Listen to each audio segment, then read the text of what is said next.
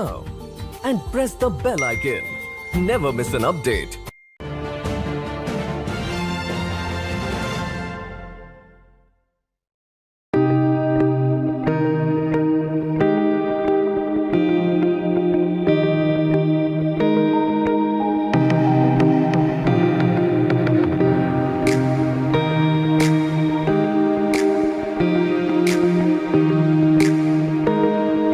Namaste, konnichiwa. Welcome to Nupur Tiwari Show. And today we have again Mr.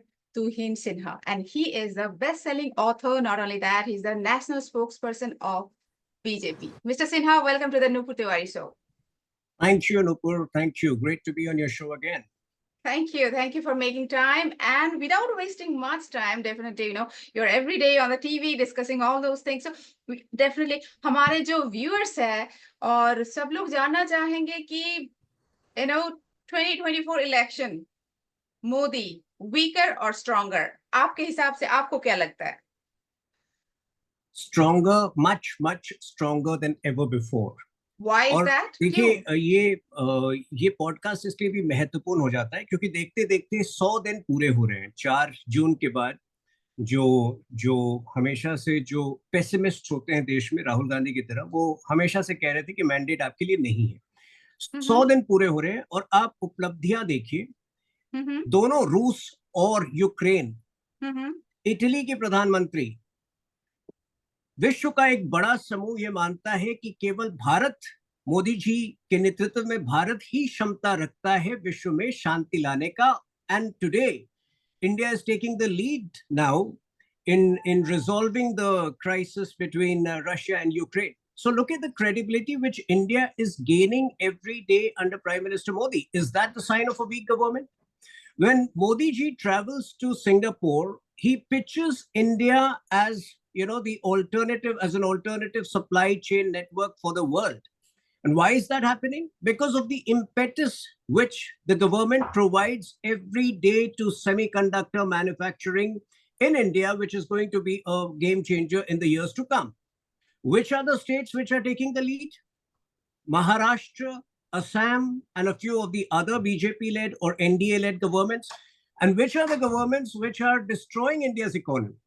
Karnataka, Telangana, and Himachal state governments, which are run by the Congress party, which have no clue on how to bring in foreign direct investment, on how to expedite manufacturing, but वो freebies में इतने पैसे खर्च करते हैं कि वहाँ आर्थिक बदहाली नजर आती है। So I think, all said and done, I think India is stronger than ever before. और हर व्यक्ति के जीवन में उतार चढ़ाव आते हैं। 240 सीटें हमें मिले तो कांग्रेस कहती है कि मैंडेट आपके विरुद्ध है। लास्ट आपको पता है कब कांग्रेस पार्टी को 240 सीटें मिली थी? 1991 में उनका हाईएस्ट 234 था। उसके बाद उनको 234 से आगे मिला ही नहीं। तो सपने देखने वाले लोगों को सपने देखने दीजिए। जो कर्मठ है, जो कर्मयोगी है, प्रधानमंत्री की तरह वो काम करते रहेंगे और देश को आगे बढ़ाते रहेंगे। तो मतलब 100 डेज में सबको पता चल जाना चाहिए कि बीजेपी और Modi government is stronger than before, पहले से ज्यादा शक्तिशाली है। लेकिन इसमें और एक बात आपसे पूछना चाहूंगी कि अभी राहुल जी बोल रहे हैं कि बीजेपी का जो एजेंडा है कि वेमेन को घर में किचन में रखने का, तो इसमें आप क्या बोलना चाहेंगे? देखिए, प्रधानमंत्री जी ने, मोदी जी ने राहुल गांधी को बालक बुद्धि कहा था।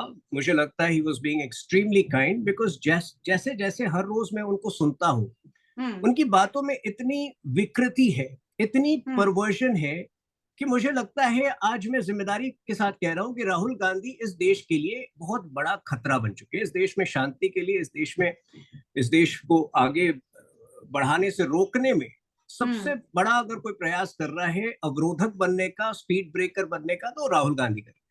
अब विदेश में वो जाकर कहते हैं कि आरएसएस और बीजेपी का एजेंडा है कि महिलाओं को घर में रखना।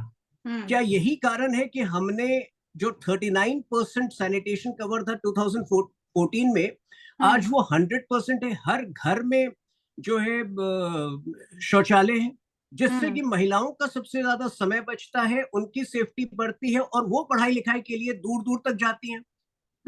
नल से जल कार्यक्रम, जिसमें लगभग 15 करोड़ घरों में अब तक टैप वाटर कनेक्शन दिलाए गए हैं, ये महिला सशक्तिकरण का जरिया है, ये महिला सशक्तिकरण का माध्यम है, या महिलाओं को वीक करने का माध्यम है? देखिए, सबसे दुख की बात मुझे ये नजर आती है उनकी हिपोक्रेसी। आप देखिए, जब जब उनकी पार्टी के अंदर किसी महिला ने मी टू के आरोप लगाए हैं कांग्रेस के पदाधिकारियों पर, उस महिला को पार्टी से निकाल दिया गया है। अंकिता दत्ता एक एग्जाम्पल थी, असम की युवा कांग्रेसी नेता। उन्होंने इल्जाम लगाया, बीवी श्रीनिवास जो कि यूथ कांग्रेस के लीडर हैं, उनको जो है तुरंत पार्टी से निकाल दिया गया।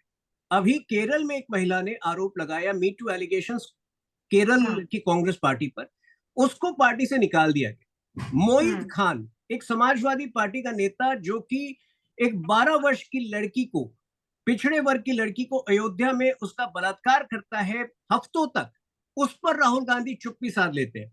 15 वर्ष की अंकिता, 2 वर्ष पहले झारखंड में एक बहुत बड़ा कांड हुआ था जिसको कि लव जिहाद के केस में बेरहमी से मारा गया था, उस पर राहुल गांधी चुप्पी साध लेते। और ऐसा व्यक्ति जो है वो विदेश में जाकर बड़ी बड़ी बातें करता है कि आरएसएस और बीजेपी जो है महिलाओं को किचन में रखना चाहती है, घर में रखना चाहती है। तो ये व्यक्ति जो है, he has become a pervert. He is spreading all kinds of misconceptions, not just about BJP, but also about India's society, about India's cultural ethos. And I think somewhere there should be some way to draw the line where he realizes that he is doing India huge amount of harm. तो आपने बहुत बड़ा एक शब्द बोल दिया, परवर्ड, उनको, राहुल गांधी को। और इसी में आ जाते हैं हमारे जो देश में चल रहा है, कोलकाता का आरजी कौर। तो आरजी कौर में जो चल रहा है और पूरे बंगाल को हिला दिया है, बंगाल को नहीं बोलूंगी, मुझे बहुत इसमें दुख, एज ए वुमन बहुत दुख होता है कि हमारे कोई बॉलीवुड सेलिब्रिटीज कोई बोलते नहीं है, बंगाल जल रहा है, तो इसमें आप क्या बोलना चाहेंगे? देखिए, दुर्भाग्यवश रेप्स जो हैं या क्राइम्स अगेंस्ट वुमेन देश के हर कोने में हो रहे हैं, और बहुत दुखद है, क्योंकि ये वो देश है जिसमें कि हजारों देवियों को रोज उनकी पूजा की जाती है। अभी दुर्गा पूजा आ रहा है कलकत्ता में, लेकिन इस बार पूरा माहौल खराब है। कलकत्ता का ये आरजी कार हॉस्पिटल वाला कांड है, वो इसलिए अलग है क्योंकि पहली बार इस प्रकार से खुलकर अपराधियों को और जो आरोपी हैं उनको राज्य सरकार संरक्षण देने का काम कर रही है। और शुरू से आप देखिए किस प्रकार से लैप्सेस हुई हैं। सबसे बड़ी लैप्सेस कहां पे हुई हैं? 2 डिपार्टमेंट्स में हुई हैं, पुलिस डिपार्टमेंट और हेल्थ डिपार्टमेंट। इन दोनों डिपार्टमेंट्स में कुछ ऐसे ऑफिसर्स, सारा कमान जो है हेल्थ सेक्टर का और पुलिस का, ऐसे कर्मचारी, ऐसे ऑफिसर्स चला रहे हैं जो पिछले कई वर्षों से, जिनको लिपापोती की आदत है, जो कि क्राइम को कंट्रोल करने के बजाय क्राइम को बढ़ावा देते आए। तो अगर आप संदीप घोष के बारे में आप गौर करें, जो आरजी कर हॉस्पिटल के प्रिंसिपल थे, तो पहले 12 घंटे तक उन्होंने जो है पहले क्राइम को छुपाने की कोशिश की। जो पीड़िता हैं अभया, उनके पिता को, उनके माता पिता को कहा कि ये तो सुसाइड है, उनके लाश पेरेंट्स को ना मिल पाए, ये इस बात का प्रयास किया। और उसके बाद भी क्राइम सीन में कई लोग जो हैं, आप पहली बार जब क्राइम सीन का वीडियो आता है तो आप देख रहे हैं कि कई लोग वहां पर हैं। 2 बार जो है क्राइम सीन को डिस्ट्रॉय करने का प्रयास किया गया, एक तुरंत अगले दिन और दूसरा 14 तारीख को रात को 14 अगस्त की रात को एक पूर्व नियोजित तरीके से 7,000 गुंडों को भेजा गया जिससे कि क्राइम सीन डिस्ट्रॉय हो। जो पुलिस कमिश्नर है विनीत जैन, वो पूरे देश में लोगों को नोटिस सर्व कर रहे हैं कि आप ये पोस्ट हटाइए, अन्यथा आपके खिलाफ एक्शन ली जाएगी। और यही विनीत जैन जो है, आज से 10 साल पहले 2013 में एक कामदुनी रेप केस हुआ था, जिसमें कि एक ट्राइबल महिला को इसी तरह से बहुत ही बुरे तरीके से रेप करके मारा गया था। कोर्ट ने ऑब्जर्वेशंस पास किए थे कि विनीत गोयल जो है, उस केस में भी उन्होंने हर संभव तरीके से उनका जो एविडेंस को नष्ट करने में उनका हाथ था। तो ऐसे लोग अगर कमान संभाल रहे हैं पुलिस विभाग का और हेल्थ विभाग का, तो ये दोनों विभाग जो है, ये दोनों मंत्रालय ममता बनर्जी के अंडर आती है, तो निश्चित रूप से the buck stops with the chief minister. And look at her attitude. I mean, for every reason, every day she says she's protesting. For what? She needs to protest for her failure. She needs to go. तो देखिए यहाँ case जो है थोड़ा अलग है. Apart from the fact that a heinous crime has taken place, a dastardly crime has taken place, it is about the overt political protection extended to the culprits, which is unprecedented in India's history. And that is why you see after 30 days also, every day the outrage is growing. Yesterday, a Rajya Sabha member of the TMC, Jawahar Sirkar, who himself, by the way, has been a very toxic, who himself has been a very toxic person on social media against Prime Minister, even he realizes that the levels of depravity which Mamata Banerjee has indulged in is unacceptable. और उन्हीं की जो बाकी महिला सांसद हैं, महुआ मोइत्रा हो जाए या सागरिका घोष हो जाए, आप देखिए किस प्रकार से, किस वेहेमेंस के साथ, किस बेशर्मी के साथ इस क्राइम को या इस पूरे जो प्रकरण को जो है वो डिफेंड कर रही. तो मेरे ख्याल से यहाँ पर राजनीतिक पार्टियों को थोड़ा सा जो है स्पाइन और थोड़ा सा एथिक्स डेवलप करना पड़ेगा. और ये बात केवल टीएमसी तक सीमित नहीं है. पिछले 1 महीने में समाजवादी पार्टी के 3 बड़े नेता जो उन पर बलात्कार के आरोप आए हैं सामने, ना तो उनको बर्खास्त किया गया है, ना उनके खिलाफ कोई एक्शन ली जा रही है, ना उनसे सवाल पूछे जा रहे हैं. और अगर यही समाजवादी पार्टी आज उत्तर प्रदेश में सत्ता में होती तो शायद इन अपराधियों को रिवॉर्ड करके मंत्री बना देती. तो इस प्रकार से कुछ पॉलिटिकल पार्टीज ने हमेशा से क्राइम को बढ़ावा दिया है समाज में. और उसको इसीलिए, मतलब आप देखिए योगी जी की जो बुलडोजर पॉलिटिक्स है, उसका जन्म यही से होता है कि अगर आप परवर्ट्स और क्रिमिनल्स को आप प्रोटेक्शन देंगे तो हम उनको हमेशा जड़ से मिटाने का प्रयास करेंगे. तो इसमें बीजेपी क्या कर रहा है? क्योंकि हम होप लेके बैठे हुए हैं कि देश में चेंज आएगा, और बंगाल में जो हो रहा है, बाकी पार्ट्स में भी आपने जो बोला हो रहा है, इसमें हम लोकल लीडर जो बंगाल का बीजेपी का फेस कुछ दिखाई नहीं दे रहा है. और हम, क्योंकि you are the spokesperson of national spokesperson of one of the spokesperson of BJP, तो हम जानना चाहेंगे कि हम किस पे आशा रखें कि कौन हमें बचाएगा. नहीं, देखिए ये कहना इस वक्त गलत होगा कि बीजेपी कुछ विशेष कर नहीं रही है बंगाल में, बिकॉज ये जो विषय था इसमें प्रत्यक्ष रूप से सामने आना उचित नहीं था. ये एक बहुत संवेदनशील विषय है, ये राजनीति का विषय है ही नहीं. That's true. तो जहां जो जन आंदोलन हो रहा है, नैतिक रूप से हम उसका समर्थन कर रहे हैं, और पूरा देश इस आंदोलन का समर्थन कर रहा है. इनफैक्ट इसमें बॉलीवुड नहीं है. बॉलीवुड के कितने लोग इसको प्रोटेस्ट किया? हर जगह पे वो लोग बोलते रहते हैं, कहीं पे गाजा में हो, कहीं पे हो, विदेश में कहीं पे भी हो, वो लोग, मैं नहीं बोल रही कि मत बोलो, बोलते रहते हैं, अच्छी बात है. ही नहीं, वो थोड़ा सा जो वोक इन्फ्लुएंस के प्रकोप में है या वोक इन्फ्लुएंस से प्रभावित हैं, ग्रसित हैं, वो लोग जो हैं ऑब्वियसली उनका ध्यान गाजा में सबसे पहले जाता है, कश्मीर में बाद में जाता है. कश्मीर में जब वो टेरर अटैक होता है और पिलग्रिम्स जो वैष्णो देवी से लौट रहे होते हैं उनको मारा जाता है, तब उनका ध्यान उधर नहीं जाता है, लेकिन गाजा की ओर पहले जाता है. तो ये एक माइंडसेट है, इसके बारे में कुछ कर नहीं सकते. लेकिन इसीलिए मैं कहता हूं कि woke elements are very dangerous for the country and for the world, because somewhere in their desperation to act against Modi ji, they even side with dreaded criminals. तो इसीलिए जवाहर सरकार ने जो इस्तीफा दिया कल, हालांकि he doesn't have any great credentials, but even then, you know, if he for a change felt that you know some amount of conscience was needed in this particular case, and that like I mentioned, the levels of depravity was unimaginable in the last 4 weeks, then I appreciate it. And I think, you know, even somebody like Rahul Gandhi, आप अगर उनकी यात्रा को देखें, उनके देखिए, वो हमेशा महिला विक्टिम के कास्ट या रिलीजन को देखकर वो जाते हैं मिलने. तो हथरस में अगर कोई कांड होता है रेप का, वो भाग भाग के पहुंचते हैं. लेकिन जब वही जो अग्रेसर होता है या कल्प्रेट होता है वो मुस्लिम होता है या कोई ऐसा समुदाय को बिलोंग करता है जिसको अपसेट करना उनके राजनीतिक हित में ना हो, तो वो नहीं जाते हैं. तो ये हिपोक्रेसी से हमें ऊपर उठना होगा.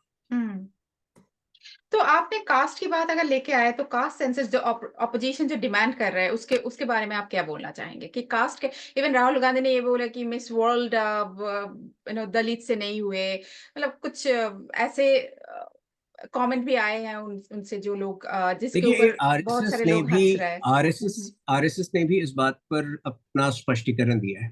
हम्म अगर कास्ट सेंसस अच्छी मंशा के साथ होता है कि आप हम्म देश में इकोनॉमिक उत्थान चाहते हैं, आप जो है हम्म इकोनॉमिक इंप्रूवमेंट चाहते हैं उन लोगों को, तो हम उसका स्वागत करते हैं। हम्म लेकिन राहुल गांधी की मंशा गलत है, उनकी हम्म नियत में खोट है। 3 राज्य जहां कांग्रेस पार्टी है हम्म वहां क्यों नहीं वो कास्ट सेंसस करा के उसको सार्वजनिक करते हैं? और वो क्या बात करते हैं कि एक्सरे हम करेंगे, एक स्कैन होगा जिसके बाद वेल्थ रीडिस्ट्रीब्यूशन होगा। तो ये सब तो 3 राज्य जहां पर वो है उसमें कर हम्म सकते हैं। हम्म कल एक वरिष्ठ पत्रकार दिलीप मंडल ने बहुत गंभीरता से यही उनकी बचकानी बातों पर कहा है। हम्म देखिए, ये जो वो उनकी जो पॉलिटिक्स है वो विकास विरोधी है। हम्म पिछले पिछले 75 वर्षों में कास्ट सेंसस क्यों नहीं हुआ? किसने हम्म विरोध किया कास्ट सेंसस का? 1951 में नेहरू ने हम्म विरोध किया था। लास्ट 1931 में कास्ट सेंसस हुआ। हम्म 1951 में नेहरू ने विरोध किया था। 1971 में इंदिरा गांधी ने विरोध किया था। हम्म 1990 में राजीव गांधी के वीडियोस हैं, वो कहते हैं कि अगर हम ओबीसी कम्युनिटी को रिजर्वेशन देंगे तो इससे बुद्धू आगे होंगे। तो हम्म आज एक अजीब सी डेस्परेशन में, जिसमें कि राहुल गांधी जो है कहीं पर भी हम्म उनको कोई कहीं से सपोर्ट नहीं मिल रहा था, तो उनको लगा कि हिंदू समाज को बांटना बहुत आसान है।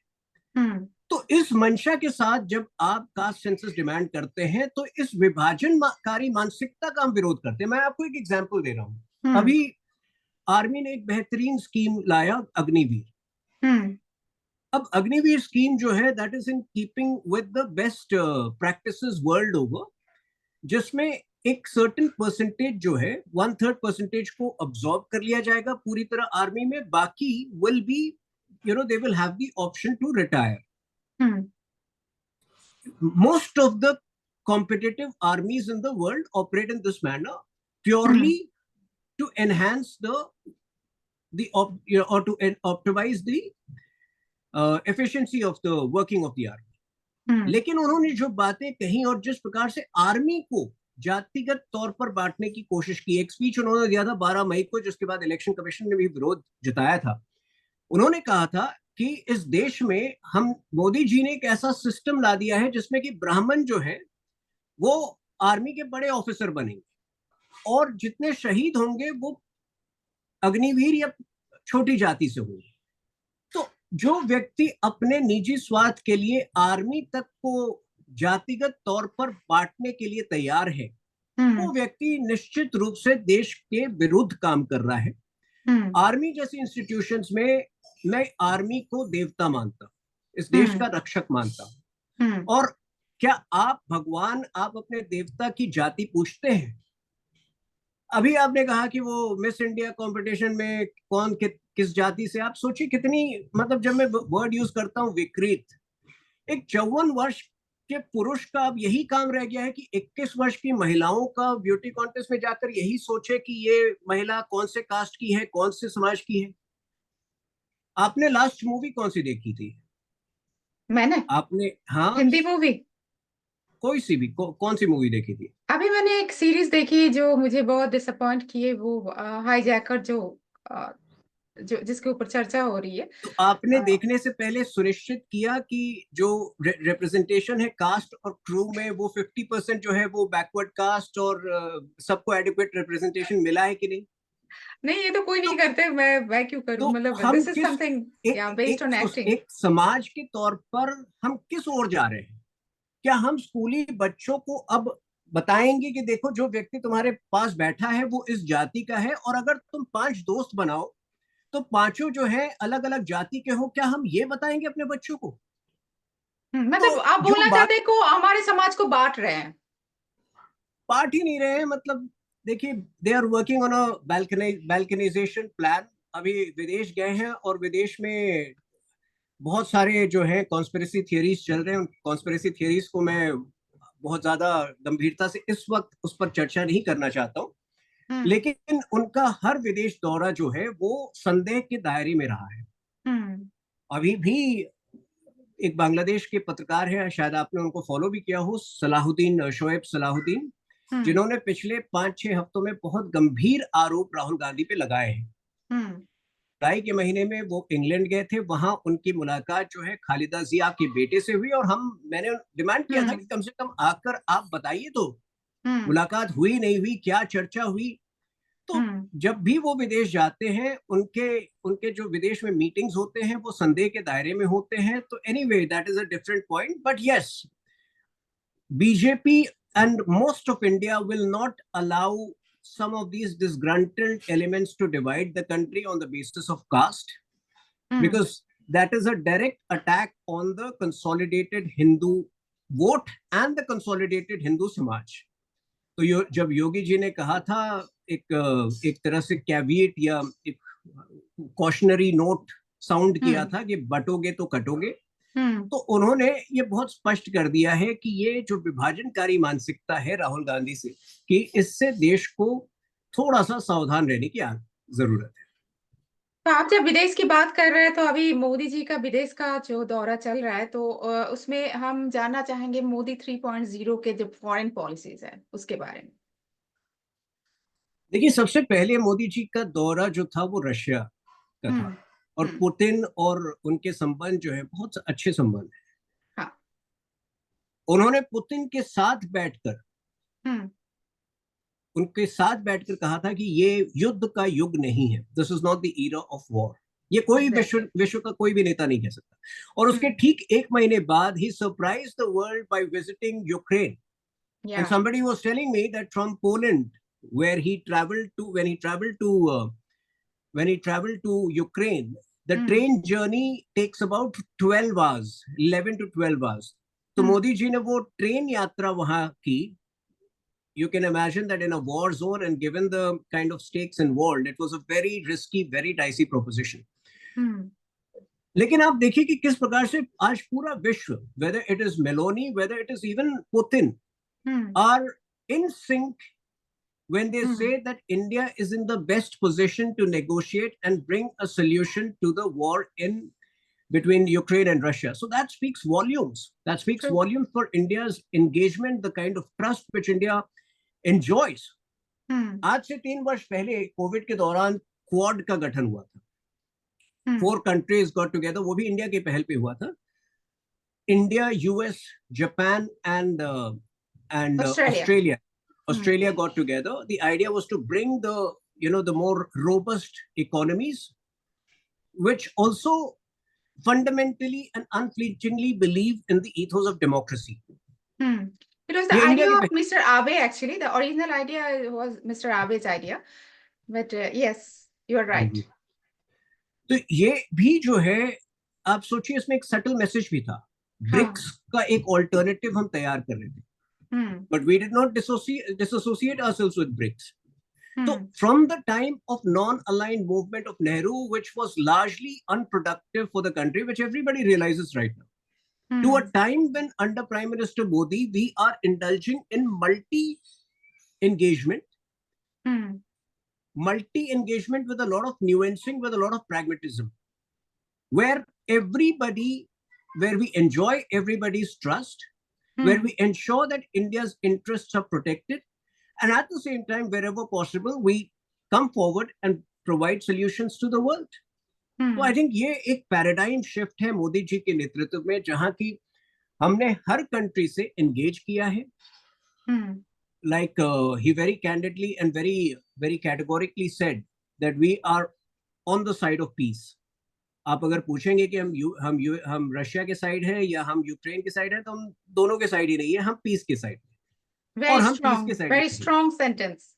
Yes, but yes, the one big difference is that आज से 75 साल पहले अगर नेहरू जी के समय में हम ये मानते थे कि कोई आपको एक थप्पड़ मारे तो आप दूसरा गाल भी आगे पर कर ले, नहीं, पीस का अर्थ वो नहीं होता है।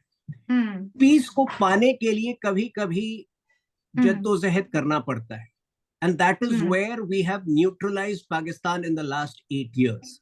Right. एक समय था जब 2005 से 2008 के बीच हर 40 दिन पर एक बड़ा बॉम्ब ब्लास्ट होता था कंट्री में, और उसके बाद हमारे जो उस समय के बड़े लीडर्स थे कांग्रेस पार्टी के, वो सदन में बयान देते थे कि हम इसकी निंदा करते हैं, लेकिन हम टॉक्स के लिए तैयार हैं।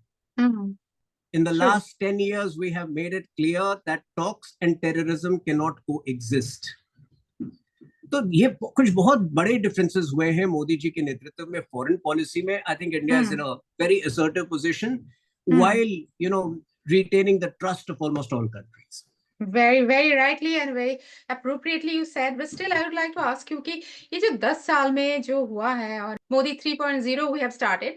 So now the biggest achievement आपके हिसाब से जो दुनिया बात कर रही है, जो उनके biggest achievement है, वो क्या है? आपके हिसाब से क्या है?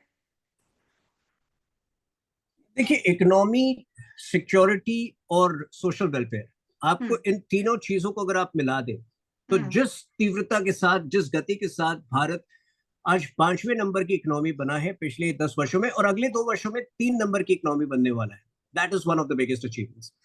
जिस प्रकार से डिफेंस प्रोडक्शन में भारत ने नए आयाम तय किए हैं, आज से 10 साल पहले कोई सोच नहीं सकता था कि most of our defence products will be manufactured indigenously.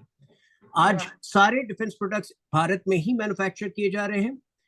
इसके अतिरिक्त इंडिया की जो 2 बड़ी कंपनीज है, डिफेंस कंपनीज, HAL और BEL, they are executing, they have order books for the next 2 years because they are the main suppliers, one of the main suppliers for many of the smaller countries across the globe. तो defence एक बहुत बड़ी उपलब्धि है. तीसरा, जो social sector में अगर आप देखें, आज की तारीख में आज पिछले 10 वर्षों में DBT के जरिए, डायरेक्ट बेनिफिट ट्रांसफर के जरिए, जिसका एक बहुत बड़ा एक नींव रखी गई थी जन धन आधार मोबाइल की ट्रिनिटी में, आज लगभग 40 लाख करोड़ जो है डायरेक्टली लोगों की जेब में, लोगों के बैंक अकाउंट्स में ट्रांसफर किए गए. एक समय था जब राजीव गांधी कहते थे कि जब सरकार 1 रुपया खर्च करती है तो केवल 15 पैसे उन तक पहुंचती है. आज 40 lakh crore, can you imagine, 40 lakh crore पिछले 10 वर्षों में गरीबों के बैंक अकाउंट्स में डाले गए हैं through social welfare schemes which have directly benefited them. 55 crore नए जनधन बैंक अकाउंट्स खोले गए हैं, जिससे कि पूरा जो हवाला मनी था, जिस पर कि कांग्रेस थ्राइव करती थी, हवाला के रैकेट्स जो थे, वो सारे बंद हो गए. आज like I mention 39% sanitation cover से 100% सैनिटेशन कवर है. 15 करोड़ नए टैप वाटर कनेक्शन. तो आई थिंक सोशल सेक्टर में जितना काम हुआ है, 25 करोड़ लोग अगर गरीबी रेखा के ऊपर उठाए गए हैं पिछले 10 वर्षों में, ये मेरे ख्याल से अपने आप में एक बहुत बड़ी उपलब्धि है. जिस प्रकार से रोड्स का निर्माण हुआ है, जो नेशनल हाईवे का स्ट्रेच है वो 1 लाख किलोमीटर, उससे भी कम हुआ करता था, 91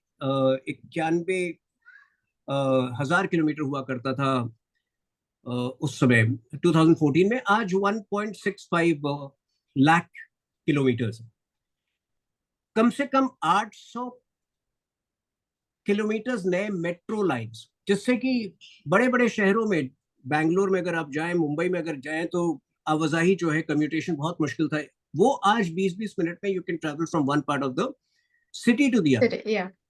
From 75 functional airports in 2014 to 50 functional airports. So I think, the divide between two Indias, which used to exist at one point of time and which some people wanted to exist forever, that divide has been bridged completely. So these are the 3 biggest achievements of Modi ji. Right. Airport के बात पे मुझे याद आया कि जब भी मैं इंडिया जाती हूँ तो देखती हूँ कि एयरपोर्ट पे इतने लोग होते हैं, मुझे कभी-कभी लगता है कि ये रेलवे स्टेशन है. So many airports are there and so many people can travel. And that is why now, कई बार जो होता है कि आप 2 सेक्टर्स को एक दूसरे से compete, एक दूसरे से आप एक दूसरे से compete करने पे जब मजबूर कर देते हैं तो दोनों सेक्टर्स का भला होता है. तो आप देखिए, जो रेलवे सेक्टर बहुत समय से लैंग्वेज कर रहा था 2014 के पहले, आज जिस तरह से छोटे एयरपोर्ट्स आए हैं छोटे शहरों के बीच, अब वंदे भारत ट्रेन compete कर रहा है हमारे एयरलाइंस से. और कुछ सेक्टर्स में प्लेन्स कम हो गए हैं उड़ने, बिकॉज वहां वंदे भारत ट्रेन जो है 3-4 घंटे में आपको 2 शहरों के बीच, जैसे मुंबई अहमदाबाद के बीच जो है, आप 6 घंटे में, बिल्कुल एग्जैक्टली 6 घंटे में मुंबई से अहमदाबाद आप वंदे भारत ट्रेन में पहुंच जाएंगे. So you would use it as a viable alternative with all the lavish facilities which these trains provide. So I think the transformation is humongous, and and unparalleled, I would say. True मैंने भी वंदे भारत लिया and very wonderful service. सबके लिए बोलना चाहूंगी, जब definitely आप लोग बाहर And से अगर yes, देख रहे Japan is playing a big part, at least in in many of these metro rails. The True. Japanese collaboration is very distinct. Very much and मुझे लगता है कि ये बढ़ेगा, the relation, the Japan and India relation इतने अच्छे होते जा रहे हैं। और हमारे रेलवे मिनिस्टर भी अभी अभी आए थे, मतलब every way Japan and India closer होते जा रहा है हर तरह से, और हम चाहेंगे और भी And क्लोज हो hats off to जाए। you for bringing the two countries together, and with all the efforts that you're doing. That's so nice of you, thank you so much. तो लास्ट में हम आपसे पूछना चाहेंगे, फोर्थ कमिंग जो assembly election, विधानसभा election आ रहा है, उसके बारे में आप क्या बोलना चाहेंगे? देखिए, मुद्दे बहुत साफ है। हम हम्म विकास के मुद्दे पर इलेक्शन लड़ना चाहते हैं। कांग्रेस जो है वो देश को पीछे ले जाना चाहती है। तो अगर आप हम्म कश्मीर की बात कर ले, कश्मीर में देखिए कितनी शरारतपूर्ण बातें नेशनल कॉन्फ्रेंस के मैनिफेस्टो में कही गई है। वो आर्टिकल 370 को दोबारा बहाल करना चाहते हैं, कांग्रेस उस पर चुप बैठी है। राहुल गांधी ने एक स्पीच दिया पिछले हफ्ते, जहां की वो कश्मीर में कह रहे हैं कि बाहर वाले आकर आपका जॉब ले रहे हैं। क्या वो हम्म भारतवासियों को बाहर वाला बता रहे कश्मीर के अंदर? ये तो वो यसीन मलिक की भाषा बोल रहे हैं। तो इलेक्शंस जो हैं कश्मीर में, जम्मू कश्मीर में, कभी भाजपा के लिए, बीजेपी के लिए आसान नहीं थे। एक चुनौती है वहां, लेकिन हम उस चुनौती का सामना करेंगे। हम देश के साथ समझौता नहीं करेंगे। आर्टिकल 370 कभी वापस आने वाला नहीं है। आर्टिकल 370 ने कश्मीर को एक घेटो बना दिया था। हमने उस घेटो से निकालकर, आप जो आज चिनाब ब्रिज बन रहा है, रेलवे ब्रिज बना है, जो कि अभी वो 359 मीटर्स उसकी ऊंचाई है, जो कहा जाता है कि आईफिल टावर से भी ऊंचा है अपने पीक पर वो। इस प्रकार का डेवलपमेंट, जोजिला टनल, इस प्रकार का डेवलपमेंट जो है कश्मीर ने पहले नहीं देखा था। और यही कारण है कि आज टेरर इंसिडेंट्स 80% गिर गए वहां पर। अब ये लोग जो है वापस टेररिज्म को रिवाइव करना चाहते हैं। अगेन आई से दिस विद रिस्पांसिबिलिटी। 1953 में कश्मीर कॉन्स्पिरेसी केस हुआ था, जिसमें नेहरू ने शेख अब्दुल्ला को एक तरह से 10 साल के लिए एक्सटर्न किया। उन्होंने कोडाई कनाल में हाउस अरेस्ट में रखा था, 2000 किलोमीटर दूर कश्मीर से। क्यों? क्योंकि उनको शेख अब्दुल्ला के मंसूबे, उनकी नियत के बारे में पता चल गया था कि यह आदमी कभी विश्वास का पात्र नहीं है। और आज भी मैं कह रहा हूं बहुत जिम्मेदारी से कि नेशनल कॉन्फ्रेंस और कांग्रेस पार्टी जब जब साथ आई है कश्मीर में, वहां उन्होंने कश्मीर को तबाह करने का काम किया।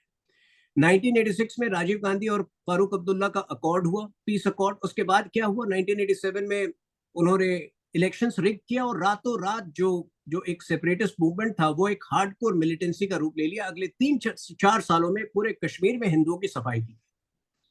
आज जिस प्रकार की बातें नेशनल कॉन्फ्रेंस कह रही है और जिस प्रकार की स्पीचेस राहुल गांधी कह रहे हैं, ये बहुत साफ इशारा कर रहे हैं कि दोबारा वो कश्मीर को उसी डार्क एजेस में वापस ले जाना चाहते हैं, जिससे हमने बड़ी मुश्किल से निकाला है। और इस बार हम लोग कामयाब नहीं होंगे। लेकिन इनकी शरारत की मंशा बहुत स्पष्ट है, ये देश को पीछे ले जाना चाहते हैं। हरियाणा में इन्होंने खिलाड़ियों का प्रयोग किया। आपने देखा किस प्रकार से जो है, जब विनेश फोगाट वहां पर डिस्क्वालीफाई हुई थी ओलंपिक्स में, उसमें ऑब्वियसली रूल के तहत हर बात में दुर्भाग्यपूर्ण था। राजनीति होते जा रहे हैं, दिस इज वेरी सैड। मतलब फोगाट के तो इसमें भी अब अगर वो खिलाड़ियों के सहारे, खिलाड़ियों की बैसाखी के सहारे वो इलेक्शन लड़ना चाह रहे हैं, गुड लक टू देम। लेकिन देखिए, बीजेपी जो है, उतार चढ़ाव आएंगे। एक समय था जब हम 2 सीटों तक सीमित रह गए थे 1984 में, और 1984 से अब तक की आप जर्नी देखिए तो I think the level of growth, the speed of growth would be unmatched for any political party. Why? Because at the core of a philosophy, if nationalism is the core of a philosophy, लोग अपने आप जुड़ते जाते हैं। देखिए, मैं आज एक राष्ट्रीय पदाधिकारी हूँ पार्टी का। You will be surprised to know how many people find out my number, my email from the party website, and they write to me because even in difficult situations they want to align with this party which works for national interest. तो ये election जो है निश्चित रूप से जो है ये चुनौतीपूर्ण है, और specially because they come immediately after 2024। लेकिन वी आर कॉन्फिडेंट, हम आशान्वित हैं कि हम जीतेंगे। और एक मजबूत, अगर पूरी तरह 1-2 राज्य में जो है अगर पूरी तरह जीत ना भी हासिल हो, तो BJP will be a force to reckon with in every state and every country for the next many decades. Wonderful, wonderful, and thank you so much for your time. And wish you all the best on congratulations on your 100 days, BJP's 100 days, and 3.0. So And, let me just say this. Let me make a bold prediction that Modi 3.0 will lead to Modi 4.0.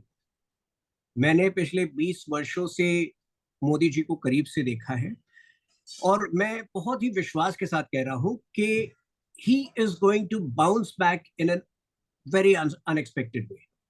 तो देश को बांटने के लिए जो लोग लगे हुए हैं, they have a limited shelf life.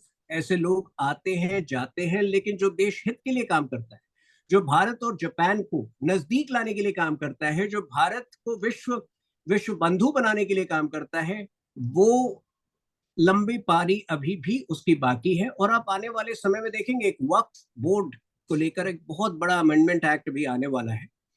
अभी वो जेपीसी में गया है, बट वो हमारी विचारधारा को स्पष्ट करता है। अगर आप ने वक्फ एक्ट के बारे में पता आपने किया हो तो 1995 में एक बहुत बड़ा षड्यंत्र कांग्रेस पार्टी ने रचा था, जिसमें कि वक्फ बोर्ड को कुछ ऐसे विशेष अधिकार दे दिए गए थे कि वो किसी भी प्रॉपर्टी को क्लेम कर सकते थे कि ये ओरिजिनली वक्फ को बिलोंग करता है। इससे देश को इतना नुकसान हुआ है कि आज रेलवे और आर्म्ड फोर्सेस के बाद अगर सबसे बड़ी प्रॉपर्टीज, सबसे ज्यादा जमीन किसी के पास है तो वक्फ बोर्ड के पास है। और इससे जो है लैंड जिहाद इस देश में शुरू हो रहा था। ऐसे ऐसे गांवों को क्लेम किया गया है वक्फ बोर्ड के द्वारा जहां 1500 साल पुराना मंदिर है, जहां की पूरा 100% पॉपुलेशन हिंदुओं का है। तो इस चीज को रोकने का हमने पहल किया है और ये मोदी जी की दृढ़ संकल्पता को जाहिर करता है। आने वाले समय में ऐसे ही देश हित में कार्य होते रहेंगे।